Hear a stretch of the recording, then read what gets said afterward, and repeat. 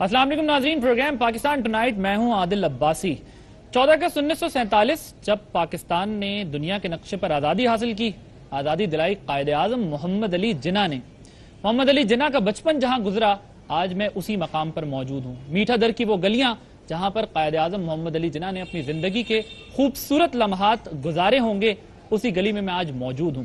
لیکن نہ جانے کیوں جب میں دریافت کرتا پھر رہا تھا کہ یہ گلیاں جناح کی گلیاں ہیں، تو شاید آج کی نوجوان نسل کو یہ بات نہیں پتا، وہ یہ کہتے رہے کہ یہ عبدالستار ایدھی کی گلیاں ہیں۔ جس نے شناخت دی، جس نے ملک دیا، اس کا نام یقیناً ان کو زیادہ بہتر پتا ہو سکتا ہے جو تعلیم یافتہ ہیں یا پھر تھوڑی بہت بھی تعلیم حاصل کر سکے ہیں۔ لیکن میں جن گلیوں میں موجود ہوں، وہاں پر وہ بچے ہیں جن کو شناخت تک نہیں مل سکی ہے۔ ان کی شناخت کے لیے وہ یہاں پہنچے، اور یہاں پہنچنے کے بعد انہیں شناخت کی جگہ مقام ضرور ملا ہے، کوئی نہ کوئی ٹھکانہ ضرور مل چکا ہے۔ لیکن شناخت کا معاملہ انتہائی اہم ہے کہ وہ شناخت آخر ان کو کیسے ملے گی۔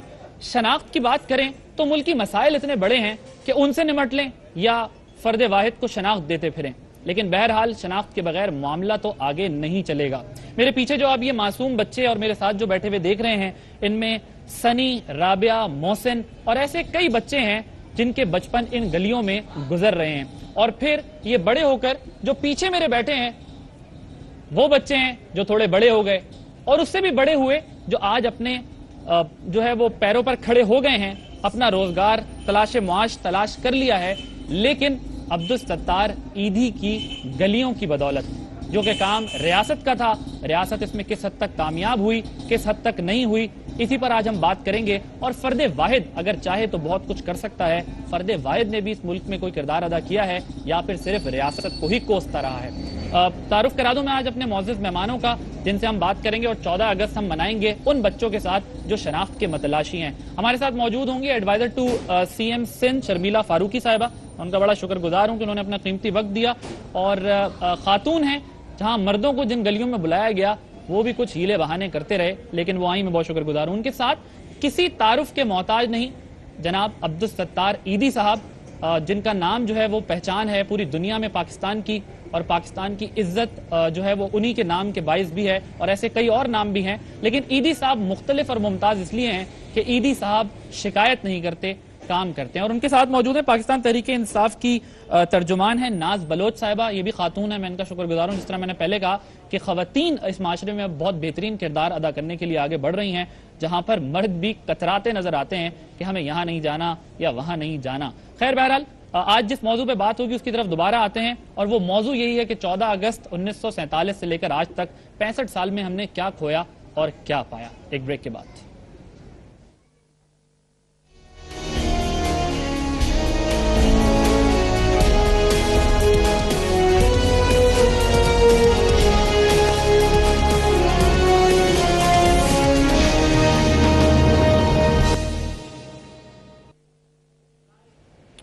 پروگرام میں خوش آمدید ناظرین۔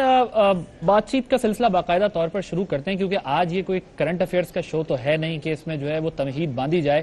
بات ہے سادگی سے اور ایمانداری سے کام کرنے کی، اور وہی سادگی اور ایمانداری جو ہے وہ دکھائی جا رہی ہے عبدالستار ایدھی صاحب کی جانب سے پچھلے کئی سالوں سے۔ عبدالستار ایدھی صاحب سے شروع کروں گا۔ السلام علیکم ایدھی صاحب۔ وعلیکم السلام۔ ایدھی صاحب، آج 14 اگست 1947 ہم 65واں یوم آزادی بھی منا رہے ہیں، کیا کھویا کیا پایا؟ ہم نے کچھ بدلا ہے پاکستان؟ ایسا بس ہر پاکستانی اپنے طریقے سے ملک کو نقصان پہنچایا، یہ کھویا، لینے میں اپنے مفاد کے خاطر ہر کام کیا۔ آپ نے بڑی اہم بات کی، آپ نے کہا کہ ہم نے کھویا یہ ہے کہ ہر پاکستانی اپنے اپنے حصے سے پاکستان کو نقصان پہنچا رہا ہے۔ کیوں ہم بحیثیت قوم جو ہے وہ اپنی ذمہ داری کو نہیں سمجھ سکیں؟ ریاست کی طرف بعد میں آئیں گے۔ کیا ہم نے بحیثیت پاکستانی بھی اپنی ذمہ داری کو سمجھا ہے؟ پاکستانیوں نے، آپ اتنے عرصے سے سوشل ورک کر رہے ہیں، آپ کو اندازہ ہوتا ہوگا لوگوں سے مل کے، آپ خود جو ہے وہ بیٹھ کر سڑکوں پر عطیہ مانگتے رہے، مدد مانگتے رہے ان پاکستانیوں کے لیے۔ کیا پاکستانی قوم کی آپ تعریف بھی کرتے رہے؟ پاکستانی قوم کو کیا بحیثیت عوام ہمارا یہ فرض نہیں ہے کہ ہم سب اپنا اپنا کردار ادا کریں؟ بس ایک انسان بن جائیں ہم تو ساری خوبیاں ہمارے میں آ جائے گی۔ ایمانداری، محنت، وقت کی پابندی، سادگی، لیکن انسان بننا چاہتے ہیں. ہم کوئی بھی انسان بننے کے لیے تیار نہیں ہیں. ہر اپنی پہچان ہم یا تو دوسرے طریقے سے کرتے ہیں, انسانی ناطے نہیں کرتے. ہمیں انسان بننے کی ضرورت ہے, اور انسان بن جائیں گے تو ملک کی پوزیشن اور کچھ ہو جائے گی, ہم کچھ اور کچھ ہو جائیں گے. تو ہر چیز کا ہم اجالا دیکھیں گے کہ مہنگائی بھی ختم. اچھا ایدی صاحب, قطع کلامی ہوتی ہے, معذرت چاہتا ہوں, آپ کو کاٹنے کا دل بھی نہیں چاہتا بات کرتے وقت, لیکن وقت کا میں یہ جاننا چاہوں گا کہ آپ نے پاکستان کی خدمت کی ہے, کیسا پاکستان قائد اعظم چاہتے تھے آپ کے نزدیک؟ آپ بھی ایک پاکستانی ہیں, آپ نے ثابت کیا, پاکستانی ہونے کا ثبوت دیا, حق ادا کیا, ایک جو سرزمین کا بیٹا ہوتا ہے اس کا. پاکستان کیسا چاہتے تھے, قائد اعظم کیسا پاکستان چاہتے تھے, آپ کی کیا سمجھ میں آیا؟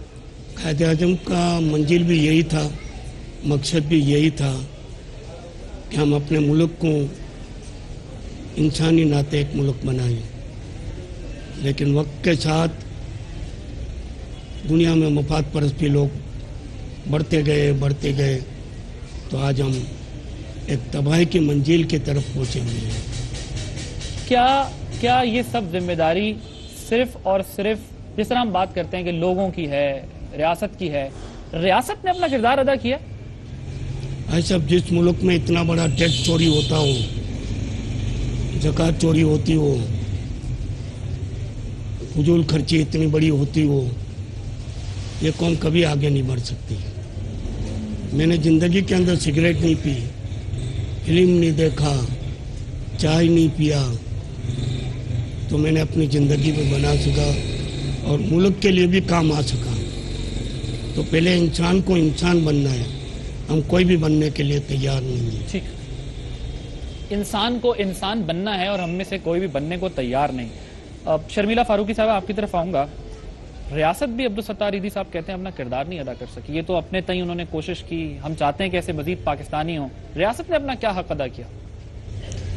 دیکھیں عادل, ریاست کی تو ظاہری بات ہے کہ ذمہ داری ہمیشہ ریاست پر ہی جاتی ہے کہ اپنے ملک کے جو سٹیزنز ہیں ان کی جان و مال کا تحفظ کرے, ایک ویلفیئر اسٹیٹ کی طرح سامنے آئے.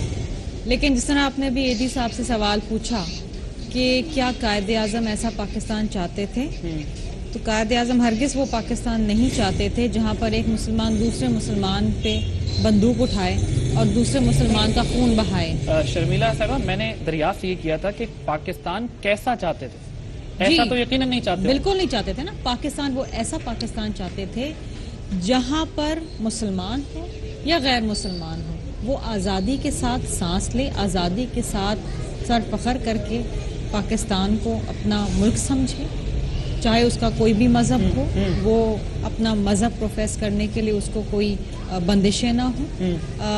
وہ ڈیفینیٹلی ایسا پاکستان نہیں چاہتے تھے جہاں پر شیعہ اٹھ کے کہے میں شیعہ ہوں, سنی اٹھ کے کہے میں سنی ہوں, وہاں شیعوں کا قتل ہو رہا ہو, وہاں دیوبندی بریلوی ہو, وہاں کوئی کہے میں سندھی, کوئی پنجابی, کوئی بلوچی, کوئی پٹھان. وہ تو چاہتے تھے کہ پاکستان ہو. یعنی یہ تصور کیا جائے کہ ہم جو دو قومی نظریے پر چلنے کی بات کر رہے تھے, ہم تو تقسیم در تقسیم اتنے ہوتے گئے کہ ہم سیکٹیرین وائلنس, ایتھنک وائلنس, ہم نے ساری مثالیں پیش کر دی. ہم نے ساری مثالیں بالکل پیش کری ہیں, اس میں کوئی فخر کی بات نہیں ہے کہ آج ہم 65 سال بعد بھی بیٹھ کے یہ بات کر رہے ہیں. بات یہ ہے کہ اس وقت ہم ایک قوم تھے اور ایک ملک چاہتے تھے. آج ایک ملک ہے لیکن ہم قوم نہ بن سکے. ایسا تو نہیں کہ اس وقت ہم ایک قوم تھے, ملک چاہتے تھے, اب ملک ہے, ملک کا سب کچھ چاہتے ہیں؟ نہیں, دیکھیے میں اس بات سے تائید تھوڑی سی اختلاف کروں گی ایدی صاحب سے, بہت معذرت کے ساتھ, کہ پورے ملک میں ہر پاکستانی برا نہیں ہے. اچھے برے لوگ ہر طبقے میں ہوتے ہیں. ایدی صاحب بھی پاکستانی ہیں اور ان کی مثال میں سمجھتی ہوں کہ یہ دنیا بھر میں ان کی مثال دی جاتی ہے. ڈاکٹر ادیب رضوی صاحب ہیں, SIUT چلاتے ہیں. میں نے جس طرح ابتدائی میں بھی کہا کہ متعدد, یعنی دیکھیے بہت سے لوگ ہیں. آپ اگر سیاست کے شعبے کے اندر لے لیں تو اس میں بھٹو صاحب جیسی شخصیات آئی ہیں. لیکن ایدی صاحب کی شکایت یہ ہے کہ جس ملک میں ٹیکس چوری ہوتا ہو اس ملک میں خدمت کیسے ہوگی. میں آپ کی طرف دوبارہ آؤں گا, ذرا ناز صاحبہ آپ بتائیے گا. قائد اعظم کبھی نہیں چاہتے تھے کہ اس ملک میں फौजी आके बैठे और जमहूरियत को डिरेल करते हुए फौजी इक़्तिदार पे काबिज हों। ठीक है, ये नहीं चाहते थे वो। आज जरा मौजू हम ये रखते हैं कि रियासत के किरदार पे यकीनन बात की आप अपना दिफा जरूर करेंगे, क्योंकि जो सियासी जमातें हैं उनका मानना ये है कि शायद बार बार की डिक्टेटरशिप ने जो है वो हमें चलने नहीं दिया। जमात से ठीक है, बालातर होके एक जमातों से पाकिस्तानी बालातर होके की बात हैसियत करते से बात हैं। कर जरा नाज साहब आप फरमाइएगा, अब आप लोग तब्दीली का नारा लगा रहे हैं, आप लोग कहते हैं कि तब्दीली लेकर आएंगे, पुरानी एक जो खेप थी वो आप लोगों के साथ शामिल हो गई है, सियासत पर बात नहीं करते, तब्दीली आप लोग कैसे लाएंगे? क्योंकि ईदी साहब का इदारा हमारे सामने एक मिसाल है कि आज तक उस पर कोई उंगली नहीं उठी। दूसरे इदारे, शौकत खानम की भी मैं बात कर रहा हूं, वो भी बहुत सर्व कर चुका है, बहुत डिलीवर किया है, सब कुछ किया है, लेकिन क्या ऐसा इदारा नहीं बन सकता कि जिस इदारे का फिर सियासत से कोई भी ताल्लुक ना हो? आदिल, देखिए सबसे बड़ी बात यह है कि शौकत खानम मेमोरियल का सियासत से कतई कोई ताल्लुक नहीं है। कुछ लोगों ने सियासी मफादात के तहत, सियासी इम्पोर्टेंस हासिल करने के तहत एक इल्ज़ाम तराशी की जो सियासत की, एक बदतरीन जो है एक किस्म का एक एग्जाम्पल उन्होंने सेट किया, जिसके लिए आज कौम उनके ऊपर जो है उनके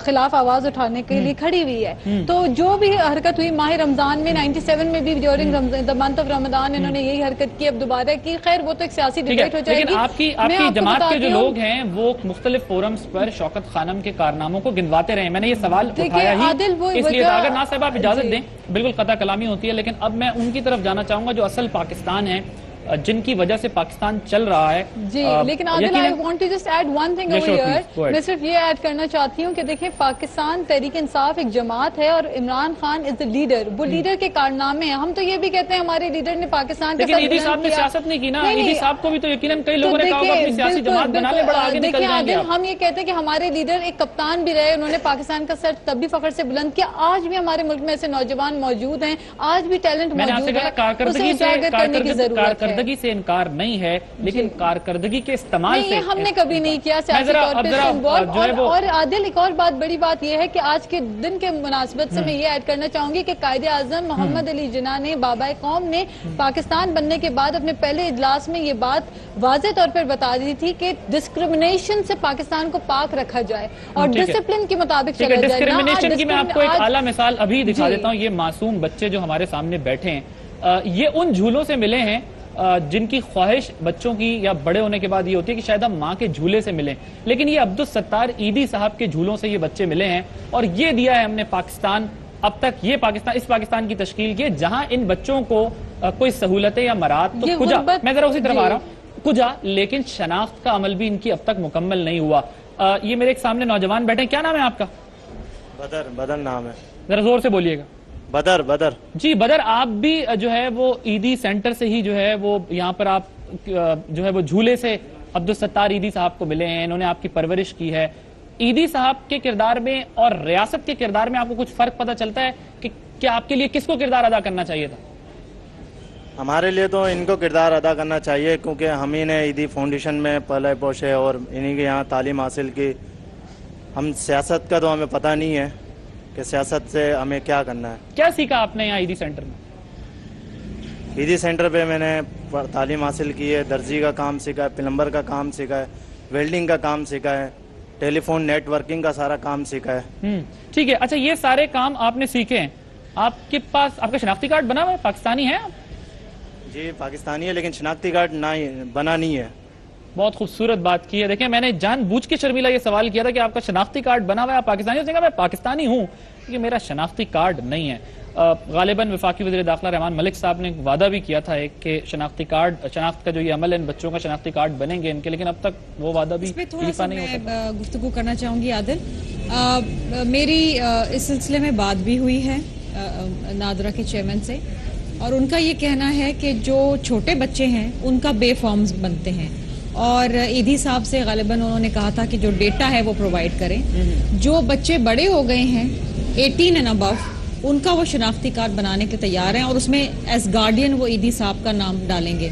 अगर किसी का अभी तक नहीं बना तो शायद कोई डेटा वहां तक नहीं पहुंचा या कोई ऐसी इशू है, लेकिन इसमें कोई कबाहत नहीं है कि इनका शनाख्ती कार्ड नहीं बनेगा। तसव्वुर करें कि जो वादा किया गया है वो वफा हो जाएगा? जी बिल्कुल हो जाएगा, बल्कि मैं तो चाहूंगी कि आप नादरा के एक اہلکار کو جو آپریشنز کو ڈیل کرتے ہیں ان کو ٹیلی فون لائن پہ ٹرائی کریں کسی کو, کیونکہ چبیلا صاحبہ کہہ رہی ہیں کہ آپ ان کا موقف لے لیں, کیونکہ یہ وعدہ تو کیا گیا تھا اب تک, لیکن کیوں شناختی عمل مکمل نہیں ہو سکا ان بچوں کی, کیونکہ یہ ملک کے معمار اپنا کردار ادا کر رہے ہیں لیکن اب تک ان کے شناختی کارڈ تک نہیں بنے. عیدی صاحب, اب آپ سے ریاست کے کردار پہ میں بات کروں گا کہ آپ پوری دنیا گھومے ہیں, پوری دنیا نے آپ کے ادارے کو ریکگنائز کیا ہے, وہ پاکستان کو بہت سارے ممالک, بہت سارے لوگ پاکستان کو جانتے بھی آپ کی وجہ سے ہیں. اب آپ پاکستان سے باہر جاتے ہیں, کیا ریسپانس ملتا ہے, کیا کہتے ہیں لوگ آپ سے؟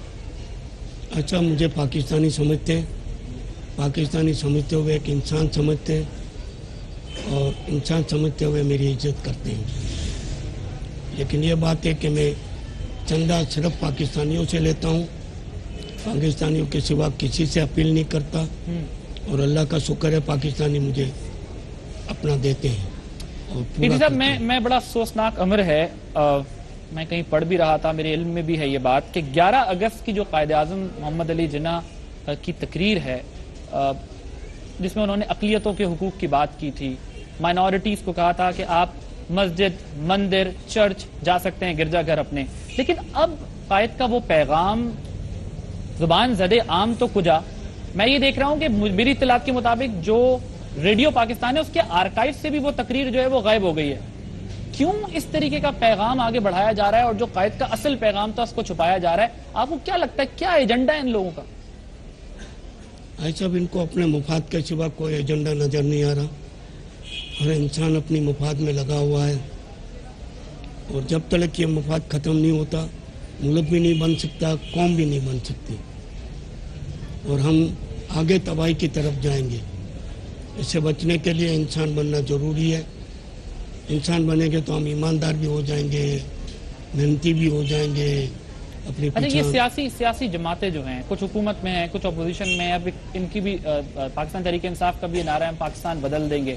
آپ سمجھتے ہیں کہ یہ سیاسی جماعتیں اپنی ذمہ داری پوری کر رہی ہیں, یا جو نئی جماعتیں ہیں یا پرانی جماعتیں یا کچھ کر سکتی ہیں اس ملک کے لیے, جس طرح آپ نے تنہا ان گلیوں سے نکل کر جو ہے وہ پاکستان کا نام روشن کیا اور خدمت کی اس ملک کی؟ اصغر خان ان سے زیادہ بڑے جلسے کرتا تھا, بڑے دعوے کرتا تھا. جب الیکشن کا پورا ہوا تو ان کو کم سے کم سیٹیں ملی. عمران خان کا بھی مجھے یہی لگتا ہے کہ 10-15 سیٹ سے زیادہ نہیں لے سکتا. 15 سیٹوں پہ انقلاب کیسے رہے گا ناز؟ اور یہ بتائیے گا کہ جس طرح میں نے پہلے بھی سوال کیا تھا کہ کیا اور کوئی طریقہ نہیں ہے عوام کو سرو کرنے کے لیے, صرف حکومت میں آنے کے بعد ہی یہ مسئلہ حل ہو سکتا ہے؟ عیدی صاحب ہمارے سامنے زندہ مثال ہے. عادل, یہ ایک انڈیویجول کیپیسٹی میں جب سب مل کر اس ملک کو بچانے کے لیے اور پاکستان کی اصل قدر و قیمت کو جانتے ہوئے اپنی کنٹریبیوشنز دیں گے تو یقینی طور پہ پاکستان کی 18 کروڑ آبادی میں سے ایسے لاکھوں افراد پیدا ہوں گے, ایسے لاکھوں افراد نکل سکتے ہیں جو ملک کو بچانے کے لیے کچھ کر سکتے ہیں. مسئلہ یہ کہ ہمارا ملک اس وقت لا قانونیت اور ان فرسودہ نظام کی جڑوں کے اندر ان کی جڑیں اتنی ڈیپ روٹڈ ہو چکی ہیں کہ ہمارے ملک میں آپ ایجوکیشن کا نظام دیکھیں. اگر ہم تبدیلی کی بات کرتے ہیں تو ہم یہ کہتے ہیں کہ ہم education equal education for all ہم انشاءاللہ لے کر آئیں گے. اور ہمارے لیڈر نے اپنے بچے باہر پڑھ رہے ہیں, ٹھیک ہے, وہ ادھر ہے, ان کی ایک وجہ ہے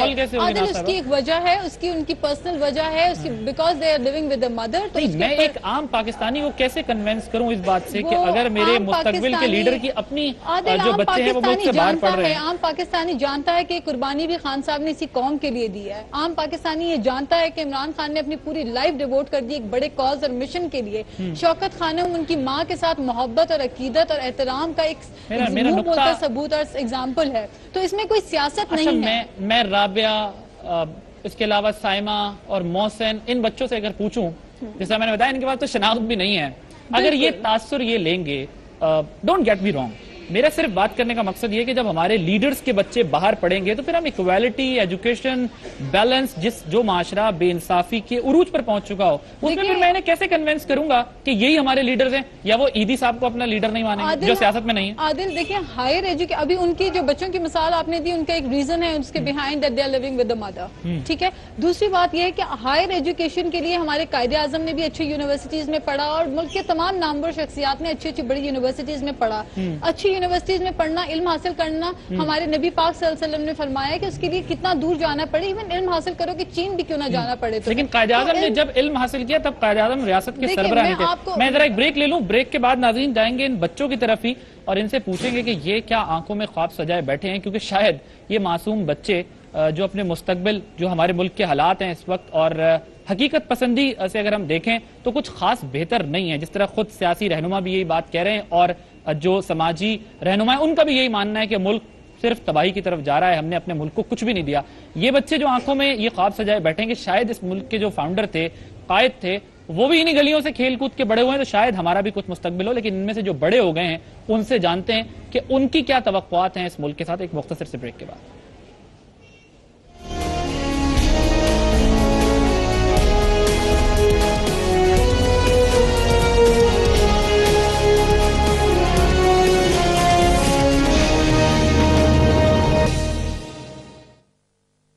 پروگرام میں ایک بار پھر خوش آمدید ناظرین. بریک میں جانے سے پہلے ہم یہ بات کر رہے تھے کہ جو یہ بچے ہیں ان کے مسائل کیا ہیں، ان سے ہی جو ہے وہ جاننے کی کوشش کرتے ہیں. وہاں پر مائک موجود ہے؟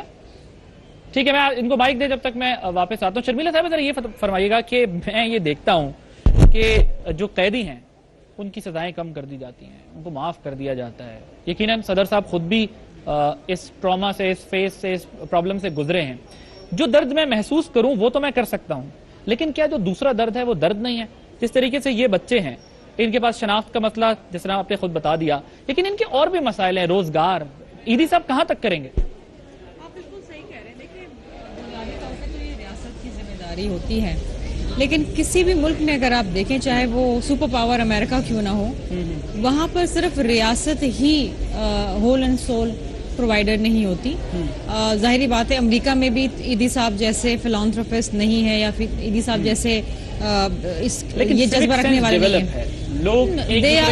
دیکھیے دے آر ڈیولپ کنٹریز، وہاں پر لوگ ٹیکس دیتے ہیں. امریکہ میں لوگ 65% تو ٹیکس میں ہی دے دیتے ہیں، اور وہ دیتے ہیں فیڈرل کے الگ ہوتے ہیں، اسٹیٹ کے الگ ہوتے ہیں. ہاں ہمارے دیکھیے ہمارے یہاں دو ایشوز ہیں نا، ایک تو لوگ ٹیکس نہیں دیتے، اور جو لوگ ٹیکس دیتے ہیں وہ صحیح استعمال نہیں ہوتا، تو جو دینے والے ہوتے ہیں وہ بھی کہتے ہیں جی ہمیں نہیں دینا. تو یہ بڑے ایشوز ہیں اور یہ جینوئن سیریس ایشوز ہیں which need to be addressed. لیکن آپ دیکھیے کہ جو ہمارے یہاں بیت المال ایک چلتا ہے ادارہ، اس کے تحت تقریباً کوئی 29 ایسی جگہیں ہیں، ان کو سویٹ ہومز کہتے ہیں، جہاں لائن پر موجود ہیں. ان سے جانتے ہیں کہ اب تک کیوں یہ شناخت کا عمل جو ہے وہ رکا ہوا ہے، کیونکہ شناختی کارڈ دھڑا دھڑ بن رہے ہیں اور سب کے بنتے ہیں، تو یہ جو بچے ہیں ان کے کیوں نہیں بنتے؟ میر عالم صاحب آپ کو میری آواز آ رہی ہے؟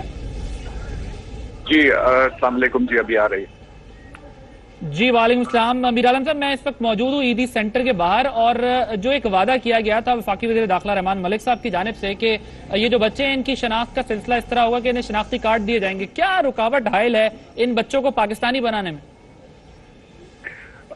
دیکھیں جی، یہ جو بچے ہیں ان کے لیے ہم نے پالیسی بنا دی ہے آلریڈی.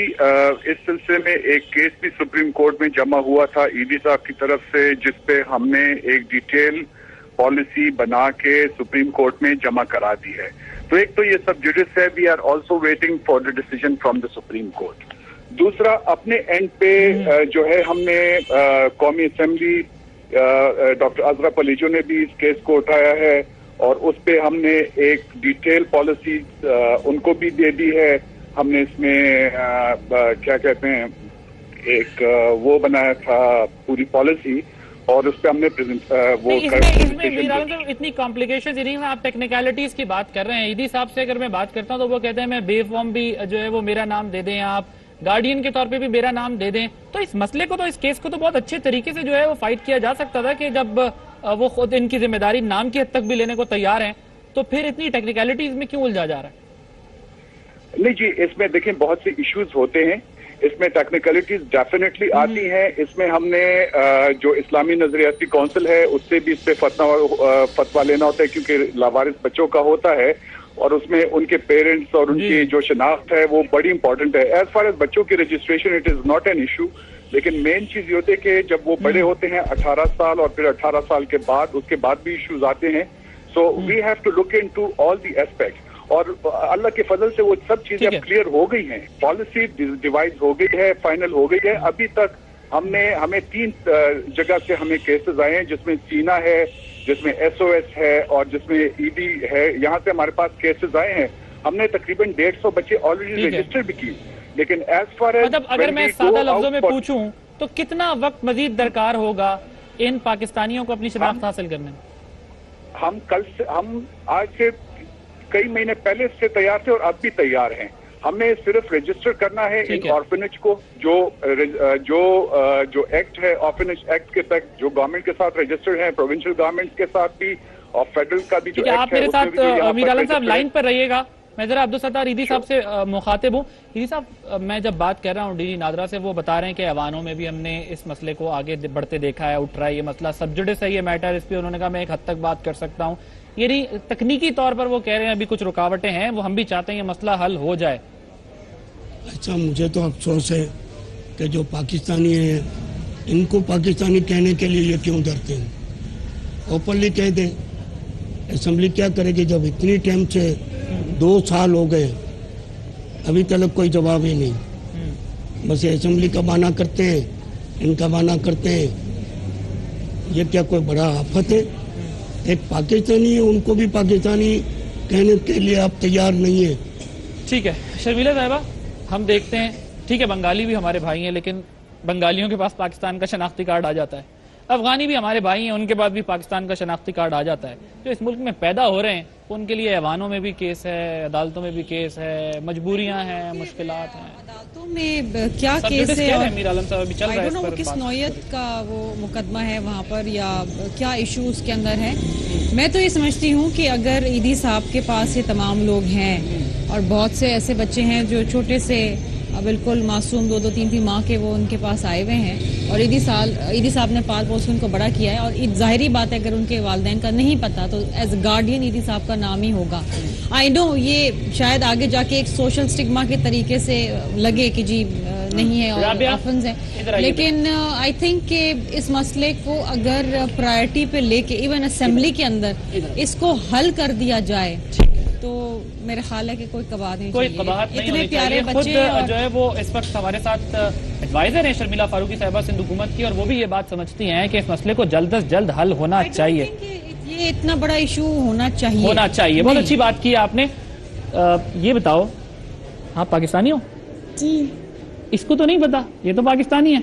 بیچاری بچی کو کیا پتا شناختی کارڈ کیا بننا چاہتی ہو؟ نہیں, لیکن جو پیدا ہوتے کے ساتھ جب تھوڑا سا شعور بیدار ہو اس سنبھالے, اور اس کو پتا ہے کہ میں پاکستانی ہوں, لیکن اگر وہ اپنے کسی مسئلے سے نمٹنے جائے تو اس کے بعد شناختی کارڈ نہیں ہے.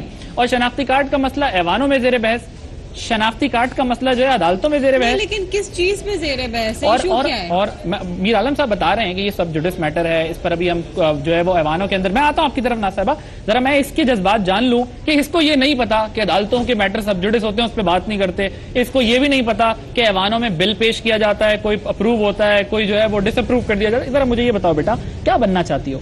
ٹیچر. کیا بننا چاہتی ہو؟ ٹیچر. اچھا, ٹیچر بننا چاہتی ہے.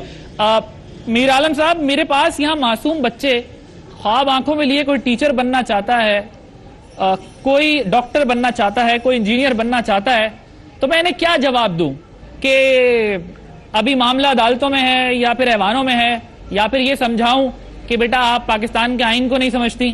کیا جواب دوں میں نے؟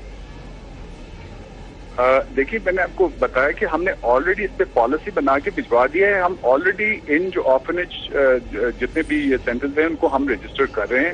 ان کو ہم نے بتایا ہوا ہے کہ we are ready to register all these children. ہم ان کا ڈیٹا جو ہے وہ کلیکٹ کر رہے ہیں.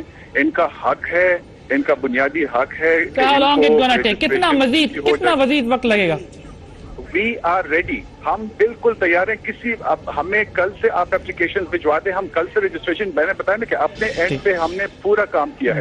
ہم نے تمام جو سینٹرز ہیں ان کو لکھا ہے کہ آپ ہمیں, لیکن اس میں ہم نے ان سے کچھ گارنٹیز مانگی, جس میں ہم نے انہیں کہا کہ آپ کتنے آپ کے پاس بچے ہیں ان کی تعداد ہمیں بھجوا دیں. اور گارنٹی آپ نے جو ہے وہ ان این جی او سے اور ویلفیئر جو ادارے ہیں ان سے مانگی ہے؟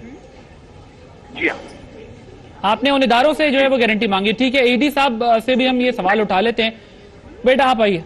جی بہت شکریہ امیر عالم صاحب، آپ بہت شکریہ وقت دینے کا اپنا. وہ کہہ رہے ہیں کہ ہم نے جو ہے وہ اب آپ سے جو ہے وہ گارنٹی مانگی ہے کہ کتنے بچے ہیں، ایکچوئل ان کی نمبر کتنے ہیں، وہ سارا مسئلہ جو ہے وہ کہہ رہے ہیں اگر ہمارے پاس آ جائے تاکہ جو ایک ان کو ٹیکنیکلٹیز جو ریکوائرڈ چیزیں ہیں وہ ان کی فلفل ہو جائیں تو وہ پھر یہ معاملہ حل کر دیں گے. صاحب یہ سارے ڈرامے ہیں. اچھا میں آپ کو بتاؤں کہ یہ تو کام چالو ہے کنٹینیو. جھولوں میں بھی بچے آتے ہیں، ہم تو پرویش کے لیے لوگوں کو دے دیتے ہیں بے اولاد کو. کام کنٹینیو چالو ہے. ٹھیک ہے، آپ نے اپنے قوائف جو جمع کرانے تھے وہ سارے کرا دیے ہیں. وہ کہہ رہے ہیں ابھی بھی آپ سے جو ہے وہ فائنل ان کو کچھ ریکوائرمنٹ ہے، ڈاکومنٹس کی کچھ درج اور چاہیے. جی آپ نا صاحبہ کچھ کہنا چاہ رہی ہیں؟ دیکھیں میں یہ کہہ رہی تھی کہ جو بل پاس ہوتے ہیں یا 18ویں ترمیم ہو، 20ویں ترمیم ہو، توہین عدالت پہ ہو، یہ تو انہیں جفی ایسے پاس ہو جاتے ہیں کیونکہ ان میں مفاد ہوتا ہے. ان بچوں کا مفاد، ان بچوں کو اگر حکومت اپنا سمجھے، ایک پاکستانی شہری ہونے کے ناطے ان کے جو حقوق ہیں اس کی تحفظ اگر ہو تو کیا ہی اچھا ہو. آج اگر ہم سٹینڈ لے رہے ہیں، ہم بات کریں تو ہم قائد اعظم کی اسی مشن کی بات کر رہے ہیں. اگر آج عمران خان صاحب بات کریں تو اسی مشن کو ہم ڈریگ کر کے پل کر کے آگے لے جانا چاہ رہے ہیں جو کہ کہیں کھو چکا ہے. کیونکہ اس مشن میں یہ تھا کہ کوئی ڈسکرمنیشن نہیں ہوگی کسی میں. آج تعصب ہی تعصب ہے. آج ہمارے ملک میں کون سی ڈسپلن ہے ہمارے پاس. اور اس کے علاوہ یہ دیکھ لیں Adil, one more thing I would add کہ دیکھیں ہمارے ملک میں پروٹوکول پہ جو بیجا خرچ ہوتا ہے یہ انہی بچوں کا حق ہے. اگر ان کو مل جائے تو کیا وہ اچھا نہ ہو؟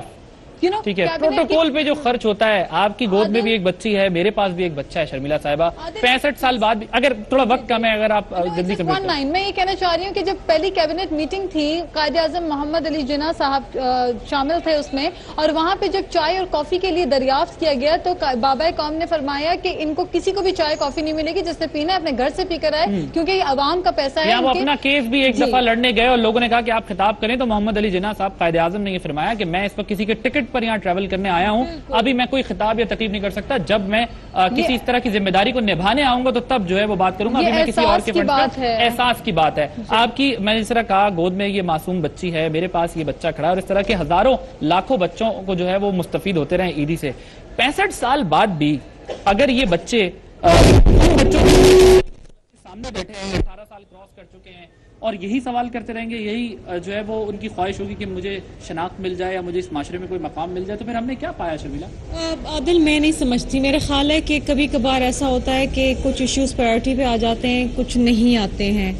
آئی ڈونٹ نو کہ 2 سال سے یہ ایشو پینڈنگ کیوں ہے، کیونکہ اس کی ڈیٹیل مجھے نہیں پتا، میر عالم صاحب بہتر بتا سکیں گے. لیکن چونکہ یہ ایشو اب آیا ہے اور آئی تھنک کہ جو ہمارے الیکٹڈ پارلیمنٹیرینز ہیں اور جنہوں نے اسمبلی میں سے زیر بحث رکھا ہے، دے شوڈ ایکچولی وائنڈ دس اپ، ایک اس کو پائے تکمیل تک پہنچائیں. کیونکہ یہ کوئی بچے تو آپ دیکھیں یہ جوان ہو گئے ہیں، وہ ابھی تک اپنی شناخت ڈھونڈ رہے ہیں. میں پریشان ہوں کہ شاید ان کے وقت تک کوئی بل پاس ہو جائے اور وہ بل کام آ جائے. کون سے بل کی یہ بات کریں، اور بل پاس ہونا ہوتا ہے تو بل بہت جلدی بھی پاس ہو جاتے ہیں، ایسی بات نہیں ہے. اور یہ ہماری قوم کا مستقبل ہے، یہ وہ ہماری قوم ہے جس کے لیے ہمیں اپنا کردار ادا کرنا ہے، جس کے لیے ہمیں اپنا کردار ادا کرنا ہے، نہ صرف ایوانوں میں. اللہ تعالیٰ ہم سے ناراض ہے عیدی صاحب، جو ہم پر مشکل وقت آ رہا ہے، جو آزمائشیں آ رہی ہیں، جو سیلاب، طوفان، زلزلے بھی ہم سہ رہے ہیں، بحیثیت قوم بھی ہم اپنا کردار نہیں ادا کر سکے. اللہ ناراض ہے ہم سے. ہمارے اعمال خراب ہیں، ہم ٹیکس چور، زکوٰۃ چور، فضول خرچے کے لوگ، بجلی چور، گیس چور، ہم کس چیز میں اس ملک کو چھوڑ رہے ہیں؟ تو پھر ہم پہ تو عذاب آنا بھی چاہیے. اور اللہ کا مقرر وقت ہے کہ جب قوم نہیں سدھرتی تو کسی نہ کسی طریقے سے عذاب آ جاتا ہے. صاحب دامن وقت میں جگہ ختم، آخری جملہ آپ سے سننا چاہوں گا، کیا یہ ہماری اپنی منافقت ہے جس کی وجہ سے ہم یہ سزا بھگت رہے ہیں؟ اس منافقت کو ہم ختم کیسے کر سکتے ہیں؟ انسان بن جائے تو سب چیز ہے، وہ انسان بننے کے لیے تیار کوئی نہیں ہے. انسان بن جائے تو سب ٹھیک ہو سکتا ہے، اور ہم انسان بننے کو ہی تیار نہیں. لیکن امید کا دامن ہاتھ سے نہیں چھوڑنا چاہیے، اور یہ دعا اور یہ شعر کہ خدا کرے کہ میرے ارض پاک پہ اترے وہ فصل گل جسے کبھی اندیشہ زوال نہ ہو. عادل عباسی کو کراچی عیدی سینٹر کی ان گلیوں سے اجازت دیجیے جہاں پر ملک کے معمار اپنی شناخت کے انتظار میں.